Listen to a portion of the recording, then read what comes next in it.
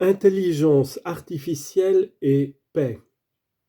Message du pape François pour la 57e Journée mondiale de la paix, 1er janvier 2024. En ce début de la nouvelle année, tant de grâce que le Seigneur accorde à chacun d'entre nous, je voudrais m'adresser au peuple de Dieu, aux nations, aux chefs d'État et de gouvernement, aux représentants des différentes religions et de la société civile, ainsi qu'à tous les hommes et femmes de notre temps, pour leur présenter mes meilleurs vœux de paix. Premièrement, le progrès de la science et de la technologie comme chemin vers la paix. L'Écriture sainte témoigne que Dieu a donné aux hommes son esprit pour qu'ils aient la sagesse, l'intelligence et la connaissance de toutes sortes de travaux. Exode 35, 31. L'intelligence est l'expression de la dignité que nous a donnée le Créateur, qui nous a créés à son image et à sa ressemblance. Genèse 1, 26. Et nous a permis de répondre à son amour par la liberté et la connaissance.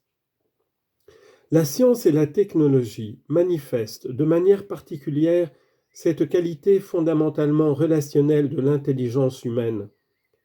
Elles sont des produits extraordinaires de son potentiel créatif.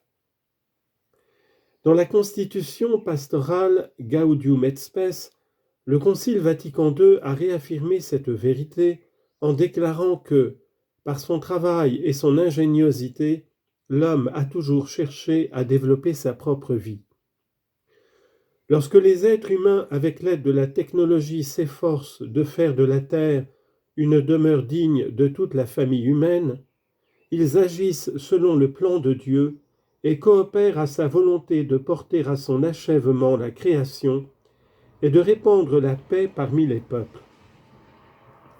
Ils agissent selon le plan de Dieu et coopèrent à sa volonté de porter à son achèvement la création et de répandre la paix parmi les peuples.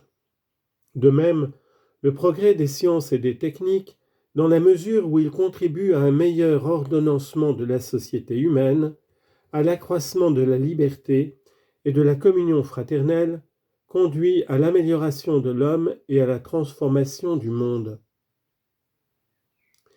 Nous nous réjouissons à juste titre et nous sommes reconnaissants pour les extraordinaires avancées de la science et de la technologie, grâce auxquelles d'innombrables maux qui affligeaient la vie humaine et causaient de grandes souffrances ont été corrigés.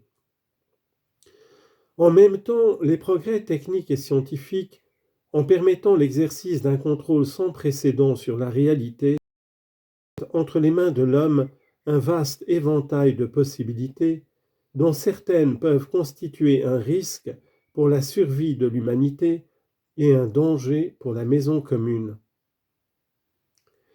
Les remarquables progrès des nouvelles technologies de l'information, en particulier dans la sphère numérique, présentent des opportunités enthousiasmantes et des risques graves, avec de sérieuses implications pour la poursuite de la justice et de l'harmonie entre les peuples.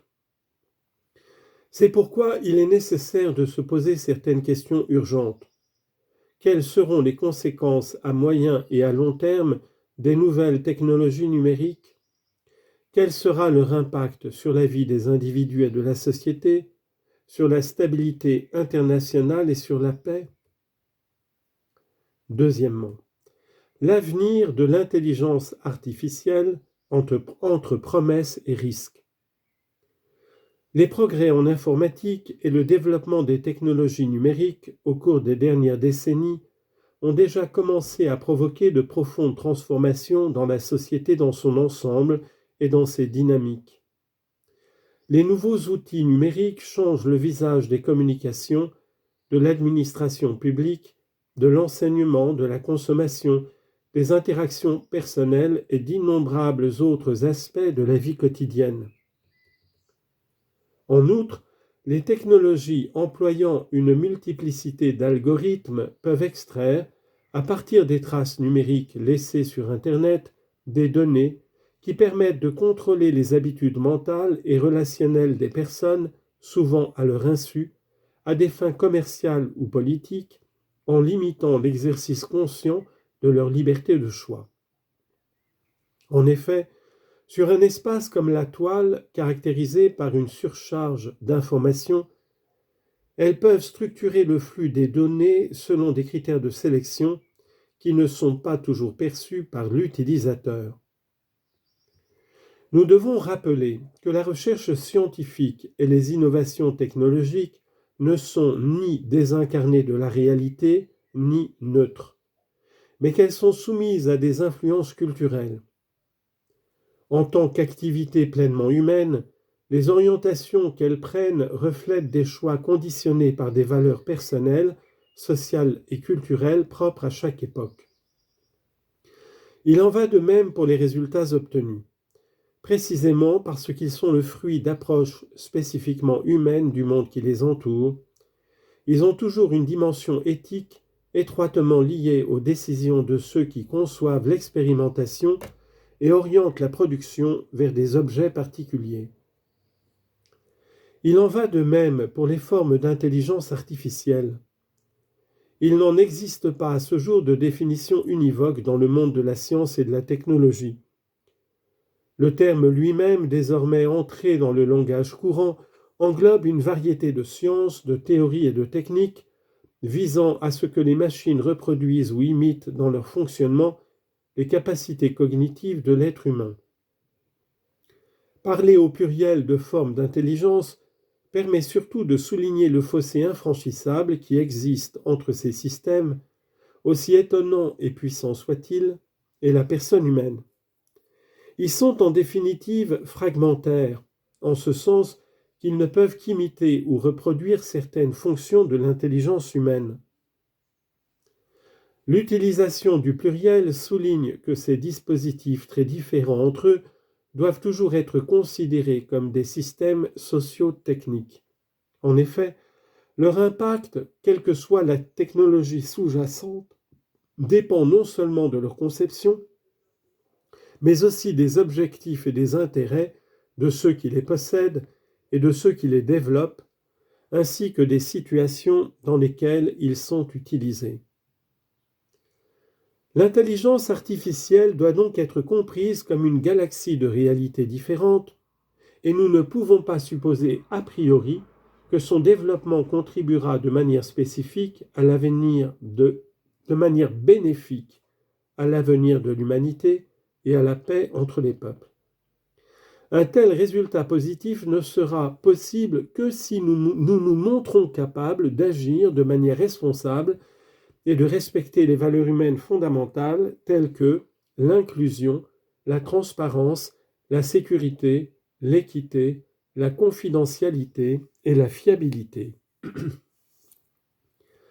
Il ne suffit pas non plus de supposer que ceux qui conçoivent les algorithmes et les technologies numériques s'engagent à agir de manière éthique et responsable.